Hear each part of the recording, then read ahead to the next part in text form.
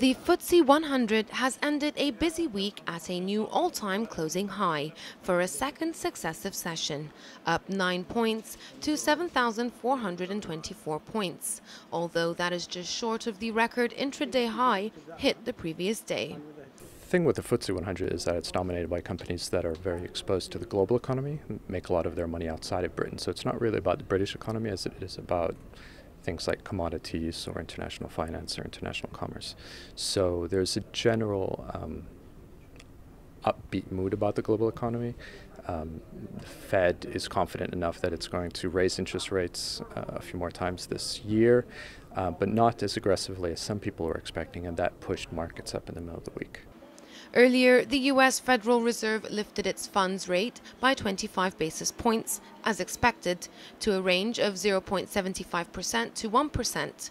Shortly after, the price of gold enjoyed its biggest daily jump since September, as the dollar remained under pressure.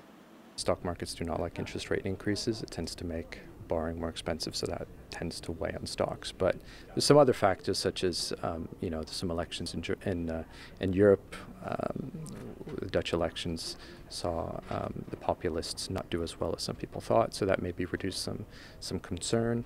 And there's also more clarity about Brexit and the timeline of that. Business investment is always a good thing, and yes, at the moment what we seem to have seen in the United Kingdom is that there has been a bit of a pause on business investment. It hasn't been picking up.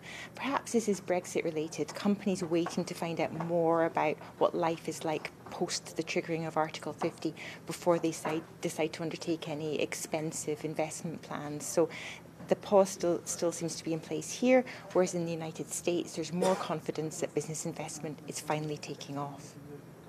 London's leading share index has huge exposure to commodity companies, so any moves in those stocks have an outsized impact on the index as a whole.